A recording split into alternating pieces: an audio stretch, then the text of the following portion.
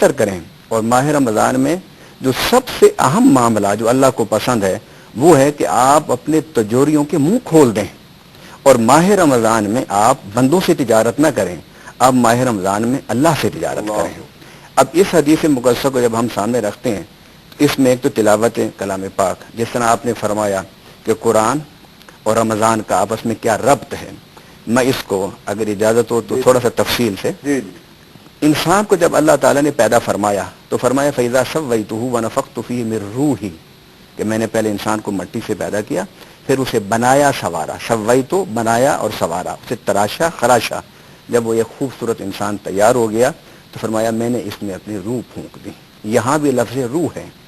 اب آئیے قرآن پاک کی طرف, فرمایا وَكَذَلِكَ أَوْحَيْنَا إِلَيْكَ رُوحًا مِّنْ أَمْرِنَا, کہ ہم نے روح اس ماہ مقدس میں اتاری.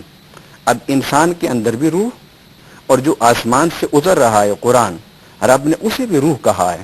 اور فلسفہ اقبال کے مطابق انسان 3 چیزوں سے مرکب ہے, ایک انسان کا عقل, اور دوسرا انسان کا دل, اور تیسرا انسان کا جسم. آپ دل کو روح بھی کہہ سکتے ہیں, یعنی عقل, روح اور جسم ان 3 چیزوں سے بنا ہے. انسان کا عقل ترقی اور سلامت اس وقت رہتا ہے جب وہ عقیدہ توحید پر رہے. اگر انسان عقیدہ توحید سے ہٹ جائے اور اپنے ہاتھوں سے بنائے ہوئے بتوں کے سامنے جھکنے لگ جائے تو گویا اس نے اپنے عقل و فکر کی قوتوں کو مسخ کر ڈالا ہے, اور وہ انسان کہلانے کا حقدار ہی نہیں ہے کہ وہ رب کو چھوڑ کے کسی اور کے سامنے ماتھا ٹیکتا پھرے. اور دوسرا ہے جسم. اس جسم کے لیے آپ صحت, توانائی اور قوت چاہتے ہیں تو اس کے لیے آپ کو رزق دینا ہوگا, اسے کھلانا ہوگا, اسے پلانا ہوگا, اسے سلانا ہوگا. یہ 3 چیزیں اس جسم طبی کے لیے ضروری ہیں. اور ایک انسان کے اندر روح اللہ نے رکھی ہے. آپ اگر یہ چاہتے ہیں کہ اس روح کو تقویت ملے تو فرمایا اس روح کو تقویت دینے کے لیے, اس روح کو زندہ رکھنے کے لیے, اس روح کو ترقی دینے کے لیے ایک ہی طریقہ ہے کہ تم روح کی طرف پلٹو. اور وہ روح کیا ہے؟ وہ قرآن پاک ہے. گویا انسان کے اندر جو روح اللہ کی ہے اس کی خوراک وہ روح ہے جو اللہ نے قرآن کی صورت میں نازل فرمایا.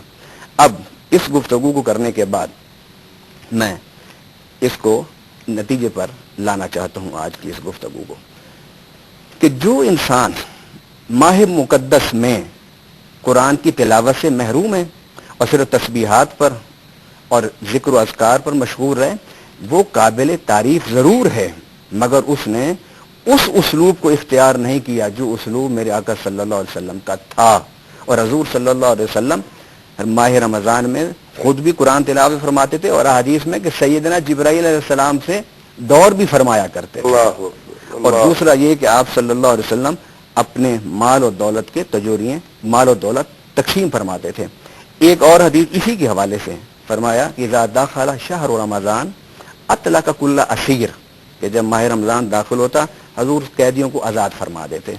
لہذا آج اس دور میں کہ جب بے گناہ مظلوم یا وہ ملزم یا وہ مجرم جو اپنی قید کاٹ چکے ہیں صرف جرمانے کی سزا نہ دینے کی وجہ سے برسے جیلوں میں پڑے ہوئے ہیں, میں صاحب ثروت لوگوں کو آپ کے اور آپ کے اس پروگرام کے حوالے سے یہ درخواست کروں گا کہ وہ اپنے تجوریوں کے منہ کھولیں اور پیسہ لے کے جیل خانوں میں جائیں, اور جن لوگوں کی زندگی ہیں تلف ہو رہی ہیں اور جن کے بچے جیل سے باہر ماں باپ کی زیارت کے لیے تڑپ رہے ہیں, وہ پیسہ لے جا کے ان کے جرمانے ادا کریں, کیونکہ یہ بھی سنت رسول ہے.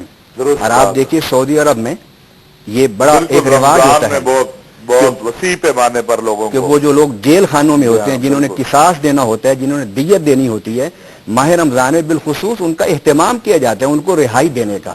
فرمایا اطلق کل اسیر وآتا کل سائل, ایک تو حضور صلی اللہ علیہ وسلم قیدیوں کو رہا فرما دیتے تھے کیونکہ آپ سربراہ سلطنت تھے, اور دوسرا یہ کہ آپ صلی اللہ علیہ وسلم ہر آنے والے سائل کی جھولی بھر دیتے تھے. لہذا ہمیں سجدوں کے ساتھ, تلاوتوں کے ساتھ, قیام اللیل کے ساتھ, روزے کے ساتھ ہم میں سے جو صاحب ثروت لوگ ہیں انہیں چاہیے کہ وہ معاونت کریں, تاکہ حافظ صاحب اگر مال کم ہے, پیسہ زیادہ نہیں ہے تو وہ غریب کیا کرے رمضان میں؟ وہ اس کا بھی تو دل چاہتا ہے وہ بھی تو سخاوت کرے. اس کے لیے بھی کوئی ہے اسلام میں، کوئی اس کے لیے بھی کوئی؟ کہ اسلام میں تو غریب اور امیر کا تو فرق ہے ہی نہیں ہے. اسلام میں تو افضل وہ ہے جو اللہ کے ہاں تقوی زیادہ اختیار کرے. اللہ کے نزدیک تو دنیا کی مال و دولت وہ معیار نہیں ہے. تو رسول اللہ صلی اللہ علیہ وسلم نے بے شمار اس طرح مقامات پر ارشاد فرمایا ہے کہ اگر انسان کے پاس پیسہ نہیں ہے، مال و دولت نہیں ہے، تو وہ نفل پڑھ کے صدقہ کر سکتا ہے، اس کا اصالہ ثواب کر سکتا ہے، وہ ذکر کر سکتا ہے، قرآن کی تلاوت کر سکتا ہے. اور یہ ضروری نہیں ہے کہ بڑا لمبا چوڑا دسترخوان ہو، بڑی لمبی چوڑی دولت جو ہے وہ خیرات کی جا سکے.